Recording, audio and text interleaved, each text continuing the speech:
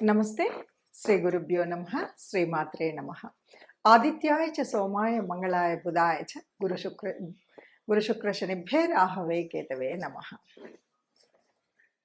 మనం ప్రతినిత్యం కూడా ప్రకృతిలో బతుకుతున్నటువంటి ప్రతి జీవరాశికి ఖగోళంలో ఉన్నటువంటి ఆ గ్రహాల ప్రభావం అనేటువంటిది పడుతుంది. అయితే ఇది మారుతూ ఉన్నప్పుడు ప్రతినిత్యం కూడా గోచార రీత్యా గోచార ఫలాలు చెప్పుకోవడం ఒకటి. ఇది కాకుండా మనకి ఈ గ్రహాల మార్పు అనేక రకాలుగా ఉంటాయి. ఒక్కొక్కసారి కొన్ని గ్రహాలు వెనక్కి వెళ్ళడం అంటే వక్రగతి అంటాం. ఈ వక్రగతి దగ్గరికి వచ్చేసరికి వాటి వల్ల ఫలితాలు మారుతూ ఉంటాయి. అలా ఈ వక్రగతిగా వెళ్ళడము అనేటువంటివి ఎలా ఉంటుంది అంటే, నిజం చెప్పాలంటే మనకున్న గ్రహాల్లో సూర్యచంద్రులు ఇద్దరికి అసలు వక్రగతి ఎప్పుడూ ఉండదు. రాహుకేతువుల్ని కనుక తీసుకున్నట్టయితే ఎప్పుడూ వక్రగతిలోనే ఉంటారు. ఇక మిగతా గ్రహాలు ఏవైతే ఉన్నాయో అవి అప్పుడప్పుడు వక్రగతిలోకి వెళుతూ ఉంటాయి. అవి మనం పుట్టినప్పుడు వక్రగతిలో ఉండొచ్చు, లేదా ఇలా మధ్యలో వక్రగతి వస్తూ ఉండొచ్చు. అలా వక్రగతి వచ్చినప్పుడు ఫలితాలు విభిన్నంగా ఉంటాయి. అలా ఆలోచించినప్పుడు మనకు ప్రస్తుతం శని వక్రగతిలో నడుస్తుంది. అదేవిధంగా 2024 ఆగస్టు 6 నుండి 26 వరకు దాదాపుగా ఈ మధ్యకాలంలో బుధుడు వక్రిస్తున్నాడు. సరే, అన్ని గ్రహాలు వక్రిస్తున్నాయి అన్నారు కదా.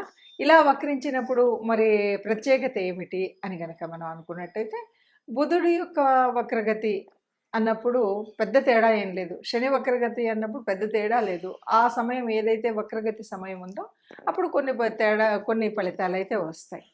కానీ ఇప్పుడు ఈ 24 ఆగస్టులో జరుగుతున్నటువంటి ఆగస్టు 6 రోజు మారుతున్నటువంటి మార్పులో ఒక ప్రత్యేకత అయితే ఉంది అని చెప్పొచ్చు.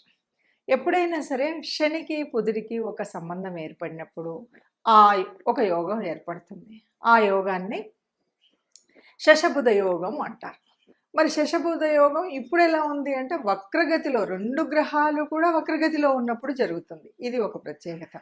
ఇక రెండవ ప్రత్యేకత ఏంటంటే, ఈ సంబంధం ఎలా ఏర్పడింది అంటే, బుధుడికి శని, శనికి బుధుడు ఇద్దరూ కూడా సమసప్తకాల్లో ఉన్నారు. ఇలా సమసప్తకాల్లో ఉన్నప్పుడు ఈ వక్రించినటువంటి 2 గ్రహాల యొక్క ఫలితం వల్ల మనకు జరిగేటువంటి ఈ యోగం ఏ రాశి వారికి ఎలా ఉంటుంది, ఎట్లా ఉంటుంది అసలు.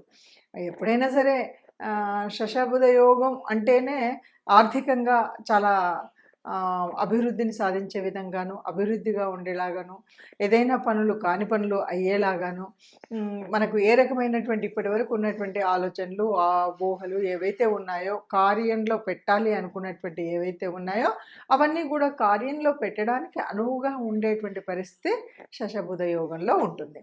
మరి అలాంటప్పుడు ఆ యోగంలో ఇప్పుడు ఏంటి ప్రత్యేకత అంటే, 2 గ్రహాలు కూడా వక్రించి ఉన్నాయి. ఈ వక్రించి ఉన్నప్పుడు కొన్ని రాసుల వారికి బాగా శుభదాయకంగాను, మరికొన్నింటికి మధ్యస్థంగాను ఉంటుంది. అసలు శశబుధ యోగం అంటేనే చాలా వరకు మంచి జరుగుతుంది, కానీ ఎక్కడ కూడా చెడు అనేది కనిపించదు. కానీ కొన్ని రాసుల వారికి చాలా అద్భుతంగా ఉంటుంది. కేవలం అది 20 రోజులు అయినప్పటికీ కూడా కొన్నింటికి మధ్యస్థంగా ఉంటుంది. ఈ 1-2కు అటు ఇటుగా ఉండవచ్చు. అయినప్పటికీ ఈ యోగం మరి దీని ఫలితాలు ఎలా ఉంటాయి, ఏ రాశి వారికి ఎలా ఉంటాయో ఒక్కొక్కటిగా చూద్దాం. తదుపరి మకర రాశి. మకర రాశి వారికి ఎలా ఉంటుంది అంటే, మకర రాశి అనగానే ఇదేంటంటే ఇప్పుడు జరిగేటువంటి యోగం ఏదైతే ఉందో దీనికి శని బుధుడు ఇద్దరు సమసప్తకాల్లో ఉండి ఈ యోగం జరుగుతుంది అన్నారు.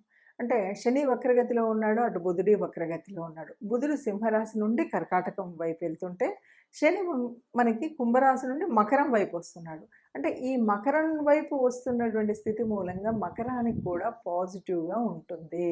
ఈ రాశి వారికి వారి ఆలోచన విధానం కానీ, వారి ఫైనాన్షియల్ స్టేటస్ కానీ, వారి ఇన్ని రోజుల శ్రమ తర్వాత, అంటే మకర రాశి వారికి చెప్పాలి అంటే గత కొంతకాలం నుండి కూడా ఎప్పుడు కూడా ఎంత శ్రమ పడినా దానికి ఒక ఉపయోగం లేనట్టుగానే ఉండింది. ఏళ్ళనాటి శని చివరి దశలో ఉంది.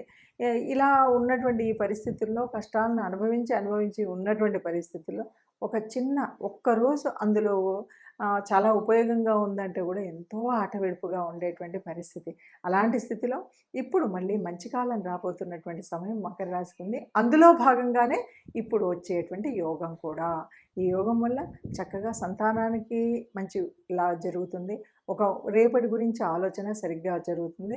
అలాగే ఆర్థిక వ్యవస్థలో చక్కటి ఆర్థిక పరిపుష్టి జరుగుతుంది అని ఘంటాపథంగా చెప్పొచ్చు.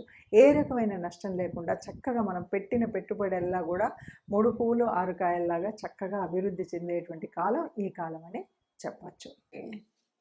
ఒక్కొక్క రాశికి ఈ విధంగా ఉంది అని మనం చూస్తూ ఉన్నాం కదా! ఇప్పుడు ఈ రాశికి ఇలా ఉంది అని చెప్పేటప్పుడు మరి ఇలాగే ఉంటుందా? దీనికి ఏం చేయాలి? ఎలా చేయాలి అంటే, ఒకటి, ఎవరికైనా సరే శశబుధ యోగం అనగానే ఇది మంచినిస్తుంది. కొన్నిసార్లు ఇవ్వకపోవచ్చు. అయితే ఇక్కడ ఒక్కొక్కసారి ఎలా ఉంటుందంటే, మన జన్మజాతకంలో కూడా ఈ బుధుడు మంచి స్థానంలోను, శని మంచి స్థానంలో ఉండి వారికి ఆ యోగం ఉన్నట్టయితే ఇక్కడ ఫలితాలు చాలా అద్భుతంగా ఉంటాయి. ఇప్పుడు జరగబోయే ఈ 20 రోజుల్లో అద్భుతమైనటువంటి వారి అంటే ఫ్యూచర్ ప్లానింగ్‌కి మంచి ప్రణాళిక వేసుకోవడానికి చక్కటి కాలం. ఎందుకంటే బుధుడు అంటేనే ఆలోచనా శక్తి. ఆ ఆలోచనని కర్మరూపంలో పెట్టేటువంటి వాడు కర్మకారకుడు శని. మరి ఈ ఇద్దరి యొక్క యోగం వల్ల వచ్చేటువంటి స్థితిలో చక్కటి ఆలోచన, ప్రయోజనం ఉంటుంది. వాళ్ళకి కావాల్సినటువంటిది జరుగుతుంది. కానీ అలా అందరికీ ఉంటుందా అంటే, అందరికీ మరి పుట్టుకతో ఆ యోగం ఉండకపోవచ్చు. మరి లేని వాళ్ళు ఇప్పుడు ఈ గ్రహరీత్యా జరుగుతున్నటువంటి మార్పుల వల్ల వచ్చినటువంటి ఈ యోగాన్ని వడిసిపెట్టేటువంటి ప్రయత్నం అయితే చేయాలి. ఎలా చేయాలి? ఏం చేయాలి అంటే, అందరికీ ఈ యోగం యొక్క ఫలితం అయితే ఉంటుంది. వక్రగతిలో ఉన్నప్పుడు ఎవరికైతే ఈ బుధుడు గాని, శని గాని యోగకారకుడు కానటువంటి గ్రహాలున్నాయో వాళ్ళకి పనిచేస్తుంది.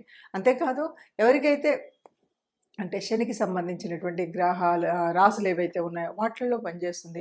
అట్లాగే బుధుడు అంటే ఇప్పుడు ఇది జరుగుతున్నటువంటిది ఎక్కడ జరుగుతుంది అంటే సింహం నుండి కర్కాటకం వక్ర దశలో కాదు, అక్కడ కూడా కుంభం నుండి మకరం వైపు వెళ్తున్నటువంటి దిశ శనిది.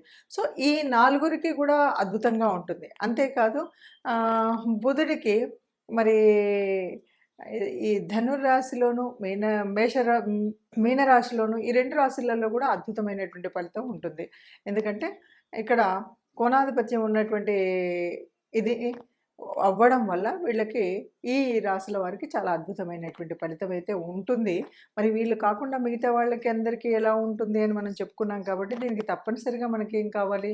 ఒకవేళ అలా ఉన్నా మనకి మంచి రెమెడీ కావాలి. అంటే ఒకవేళ ఈ 20 రోజులలో మనం చేయాల్సినటువంటి పనేముంది? ఏ రకంగా చేస్తే ఈ వచ్చినటువంటి యోగం మన జీవితంలో కూడా కొంత సత్ఫలితాన్నిచ్చి మంచి ఆలోచన పద్ధతిని ఇచ్చేటువంటి పరిస్థితి ఉంటుంది అని గనక ఆలోచించినట్టయితే బుధుడు అంటే ఈ బుధవారము రోజైన బుధుడికి సంబంధించిన ఏదైనా సరే విష్ణుమూర్తికి సంబంధించినటువంటి ఆరాధన చేసినప్పుడు తప్పనిసరిగా ఏదైనా మనకు అనుకూలం కానటువంటి పరిస్థితి ఉన్నది అనుకూలంగా మారగలుగుతుంది. అందువల్ల విష్ణుకు సంబంధించినటువంటి విష్ణు సహస్రనామార్చన కానీ, విష్ణు దేవాలయాలకు వెళ్ళడం కానీ, లేదు రాముడికి అంటే విష్ణుమూర్తి యొక్క అవతారాలకు సంబంధించిన ఏ అవతారమూర్తినైనా సరే మనం పూజించడం, కీర్తించడం, స్మరించడం, ఆ గుడికి వెళ్ళడం, తత్సంబంధమైనటువంటి వస్తువుల్ని ఎవరికైనా దానం చేయడం, ఇలాంటి పనులు కనుక చేసినట్టయితే ఈ క్షమించాలి, శశబుధ యోగంలో జరగబోయేటువంటి మనకు మంచి జరగడానికి కావాల్సినటువంటి శక్తి, ముందుగా కావాల్సినటువంటి ఆ ఉత్పత్తి సమయం ఏదైతే ఉందో అది జరుగుతుంది అని చెప్పొచ్చు.